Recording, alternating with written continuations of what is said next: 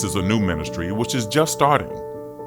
Reverend Hood needs your help in sharing the good news of Jesus Christ and His power throughout the world.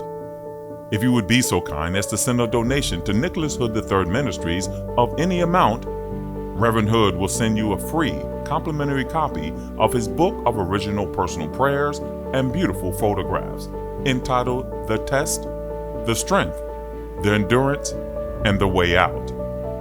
We appreciate your support, and in this way, you can partner with Reverend Hood in sharing the good news of Jesus throughout the world. Please make your check out to Nicholas Hood III Ministries and mail it to 4535 Chrysler Drive, Detroit, Michigan, 48201.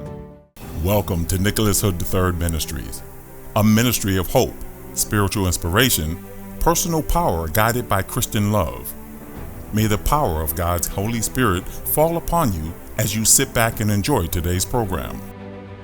I introduce you now to Pastor Nicholas Hood III. Welcome to Nick Hood Ministries. I'm Nick Hood, pastor of the Plymouth United Church of Christ, located in Detroit. And with me today are two members of my church, Dr. Bobby Edwards, who's a noted dermatologist, Dr. Arande White, who is a noted primary care physician and internal medicine doctor. And today I want to talk about jealousy in the family of Moses.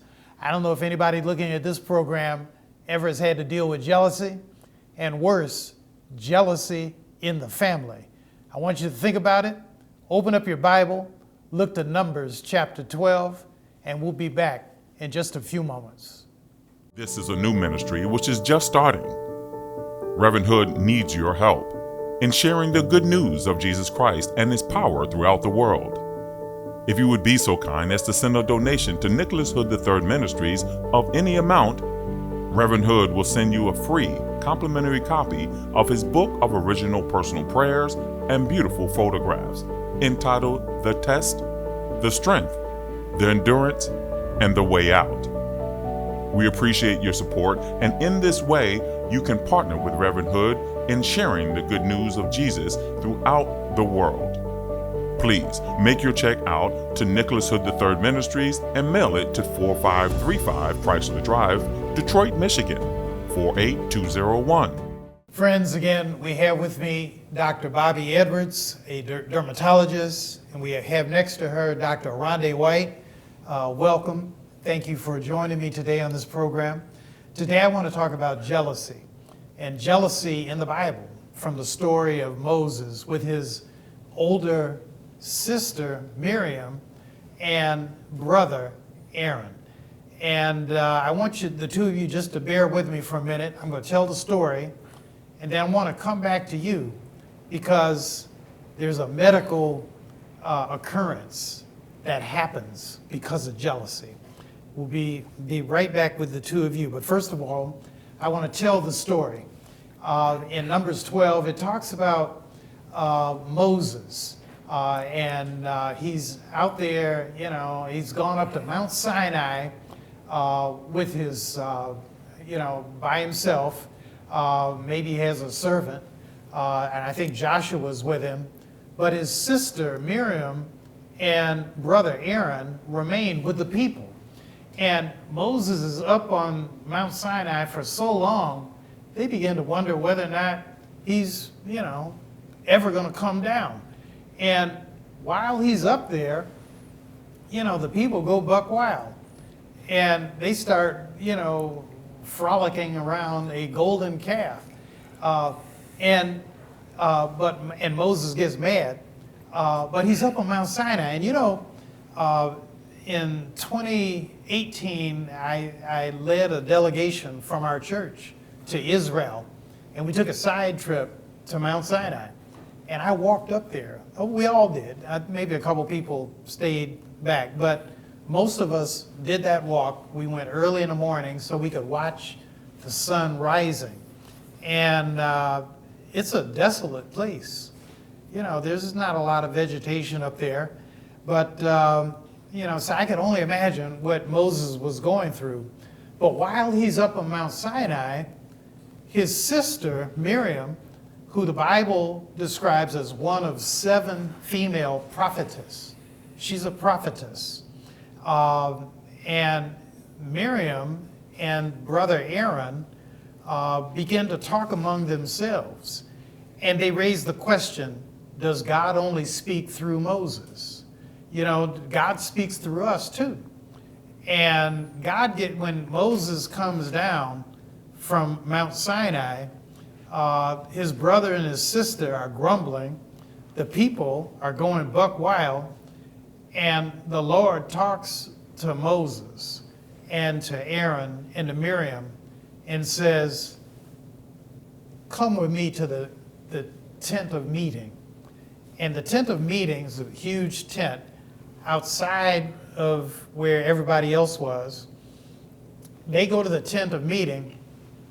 God appears to them in a pillar of cloud. And while they're there in the tent of meeting, God begins to talk to Miriam and Aaron and to Moses. And God says, effectively, you got it all wrong, Miriam and Aaron. Yes, you are prophets, and God speaks to you in visions. But Moses is different. Moses is humble. There's nobody like Moses. He's humble before me, and I speak to Moses directly. And the Bible also tells us that part of the motivation that angered Miriam and Aaron is that along the way, Moses married an Ethiopian woman. The Bible describes her as a Cushite. Cush is the ancient description for Ethiopia. He married a black woman. And they were mad about that.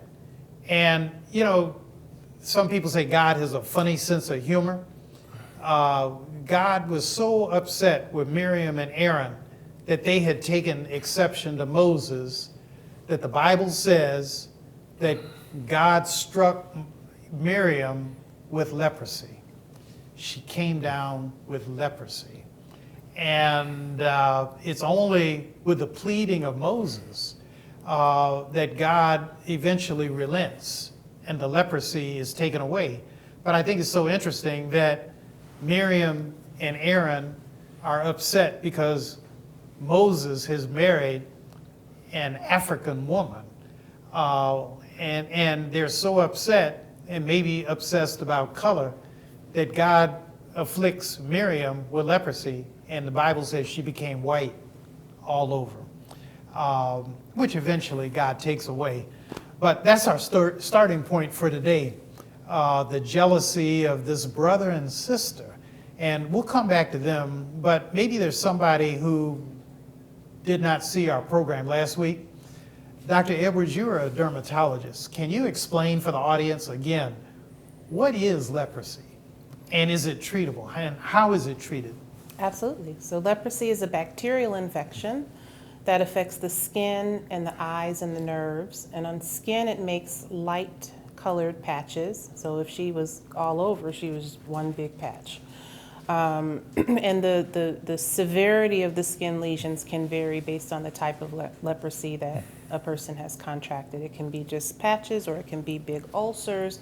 And the eyes, people can lose their sight. The nerves can start to bulge out of the skin and be visible from a distance. And although leprosy is treatable, the damage that is done is not reversible, typically. People stay on treatment for about a year with multiple antibiotics, and they can be cured, with some disfigurement at the end. So what does this do for your appreciation of the power of God, in that, one, Miriam is struck with leprosy, but two, God takes away the leprosy without antibiotics? Yeah, that's amazing, but that's God, amazing. That is God. Dr. Rondé White, what are your thoughts about Miriam being struck with leprosy? Well, it's incredible she could be struck with leprosy and that the leprosy could just go away in such a short period of time, both ways. But it gives me an appreciation for, maybe we don't know everything. I read a story like that and about Miriam and Aaron and Moses. And on some levels, it seems like life today. They're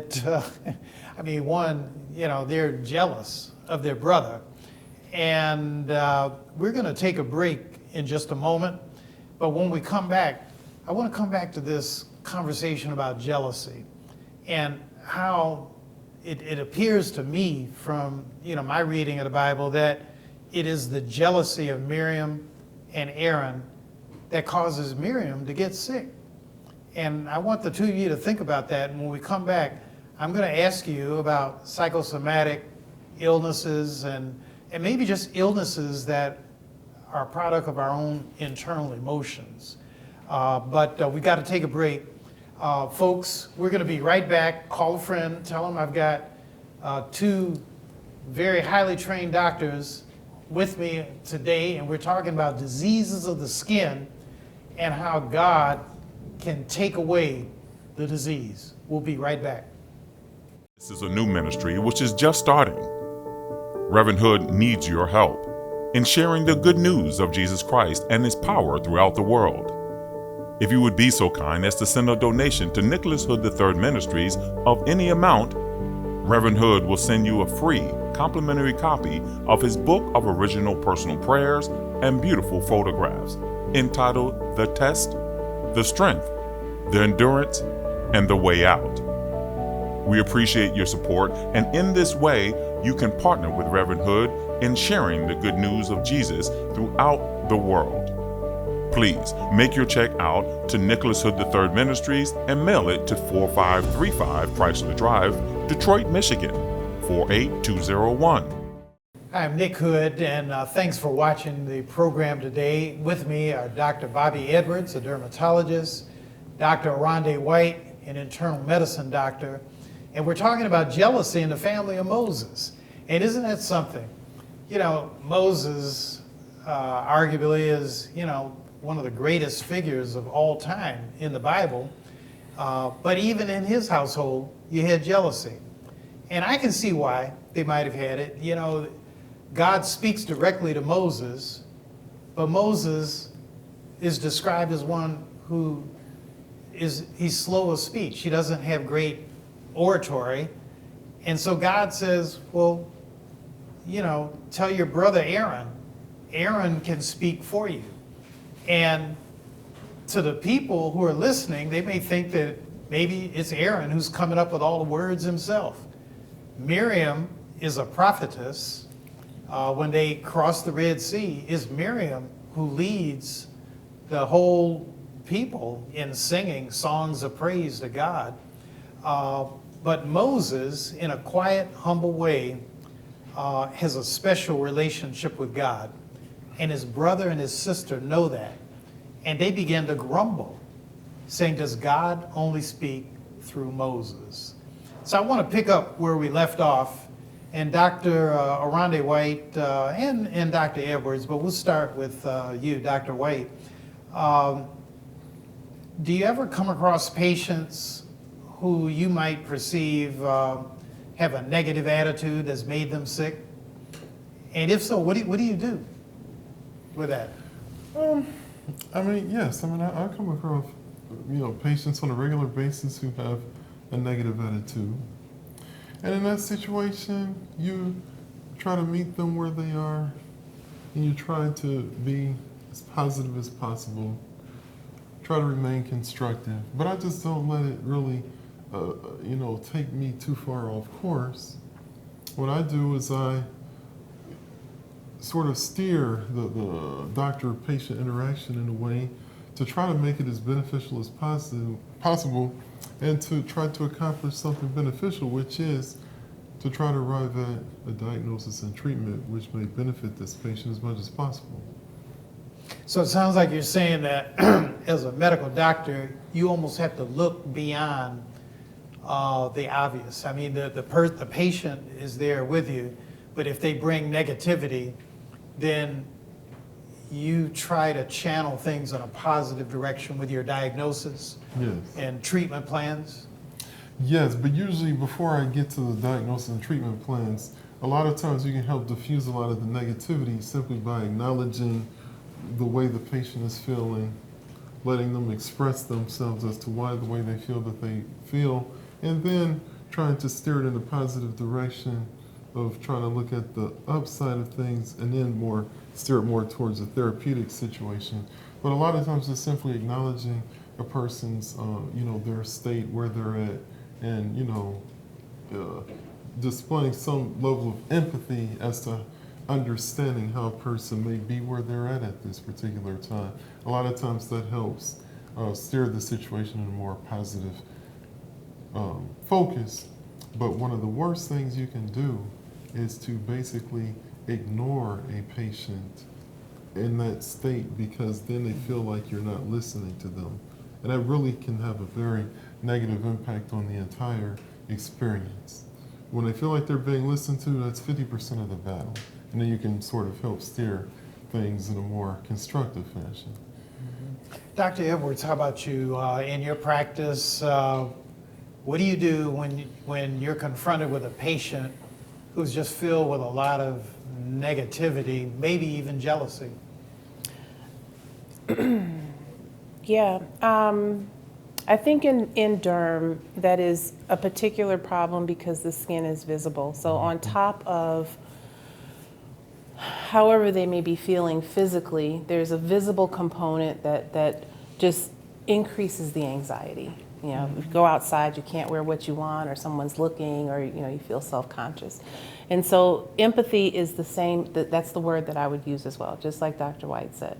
Just meeting them there, talking about it, letting them get their feelings out, giving them as much knowledge as I can so that they can handle what's going on. It's a little easier to deal with it if you know what it is and you have all of the information. So trying to give them as much information as possible, and then presenting this journey as that we're a team. They're not in it by themselves. I'm here with them, my staff is here with them, we're all going to try to get them to the desired result. And usually we can get them past those hurdles, but they can be very high hurdles, to get to a point where you have some comfort, understanding, and acceptance of what's going on. Dr. Edwards, as I told the story of Moses and his sister Miriam and Aaron, could you imagine that scene, where her jealousy of Moses is so great, and then her anger that he marries an African woman from Ethiopia, that she comes down with leprosy?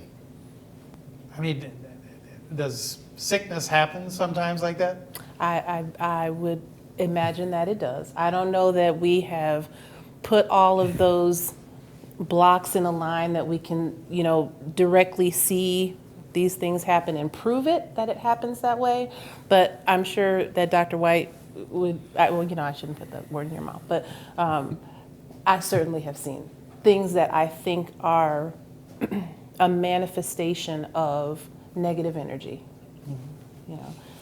I can't prove it to people, but I do think that's a factor. I'm just curious for the two of you, and I want to start with you, Dr. White. How do you deal with maybe people who are jealous of you as a medical professional, or just as a successful human being?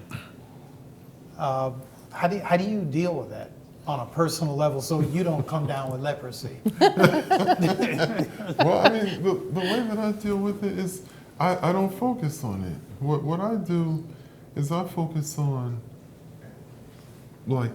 positive, constructive thinking and action. So, all of that jealousy and some of the negativity you face, what I focus on is what my particular goal is, and to basically sort of like diffuse some of it by simply not getting caught up in it. Because one of the main things is that, at least in my experience, is if you let someone else's jealousy, anger, hate, or negativity, actually, if you internalize that, then it changes you. What I do is I stay on my focus, which is to accomplish things in a constructive fashion. And usually, if you don't get caught up in their negativity, it just sort of blocks it out. It just sort of, it diffuses it. And when people see that you're not going to take the bait, then they eventually will give up, and then they'll come more in your vibe or your line of action and thinking. And then, and you just sort of, continue to proceed in a constructive fashion, whatever it may be that you're trying to accomplish, whether it's in a personal, professional, or in a therapeutic situation. All of those situations. Mm-hmm. But I just don't let the negativity get in me for me to start focusing and becoming negative. I stay positive and goal-oriented and continue forward. Progress is my goal. So that's... But are you saying you do recognize negativity? Oh, yes, I recognize when it's present. You can't be. I have senses, and I perceive. Of course, you're going to deal in this world. You're going to deal with negativity. The issue is how do you respond to it and deal with it, and what do you do about it? That's really the issue. Dr. Edwards, what encouragement would you give to our viewers who are looking at the program today and they're focusing on Moses and his older sister Miriam and his brother Aaron and the jealousy that they have toward him? I gotta, again, remember the picture. Moses has stretched forth his hand at the Red Sea and the water stopped so that the people could go through. When they get back on the other side of the water, and Pharaoh is riding, he's leading his troops into the Red Sea, which is now parted, and Moses turns around and once again holds out his hand, and the sea swallows them up. That's pretty powerful. And so Moses is held in awe by the people, but it's his own brother and sister who are hating on him. And I'm just curious, when you see that, when you have to interact with negativity, Dr. Edwards, how do you handle that? I become the most positive person that I've ever been up until that moment. I try to break it with a smile, a kind word, a hug, a touch, whatever I can do to kind of break that barrier between myself and the person that I'm talking to. Sometimes it is very difficult, but I just keep going, and eventually, like Dr. White said, eventually it just falls away, it fades away. And once that has happened, then the relationship is much better, the work that we can get done is much better, it flows much better at that point. I'll tell you a personal story. This is not jealousy, it's just a bad attitude. I went to a Lowe's to return an item, just a home, renovation item, which I had returned an item, a shower head, a week earlier. I didn't have the receipt, but when I returned the next week with a much smaller item, the lady, the person in the return area told me she couldn't find my receipt by my credit card. And when I realized that the woman was not going to take my item, and it's at 6 in the morning, I looked at the lady and I smiled at her and I said, I just want to thank you, and I said, I know you're doing your job, but I just want you to know I'm thanking you, and I hope you have a great day and an even better week. And after a few seconds, I think the woman understood what I was doing, And she looked at me kind of quizzically, and then she smiled. And I said, ma'am, just have a great day.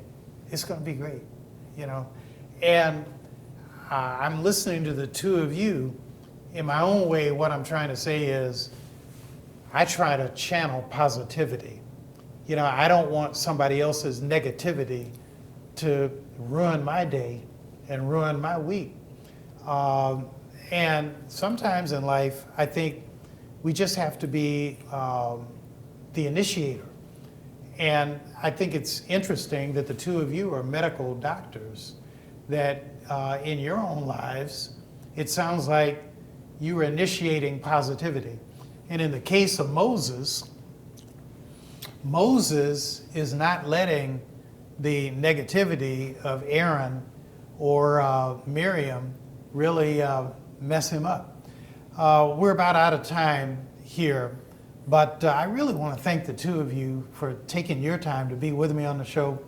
I think you're really adding so much, and I want you to stick around because I want to talk with you over the next couple of weeks as well. Also about mental attitudes and positivity and our wellness, our health. But again, to Dr. Bobby Edwards, Dr. Rhonda White, thanks so much. And I want to thank everybody for watching the program today. Call in, give us your support, and remember, I'm praying for you. This is a new ministry which is just starting. Reverend Hood needs your help in sharing the good news of Jesus Christ and his power throughout the world. If you would be so kind as to send a donation to Nicholas Hood III Ministries of any amount, Reverend Hood will send you a free complimentary copy of his book of original personal prayers and beautiful photographs entitled The Test, The Strength, The Endurance, and The Way Out. We appreciate your support, and in this way, you can partner with Reverend Hood in sharing the good news of Jesus throughout the world. If this broadcast has been a blessing to you, we ask that you mail a tax-free donation to Nicholas Hood Ministries at 4535 Chrysler Drive, Detroit, Michigan, 48201.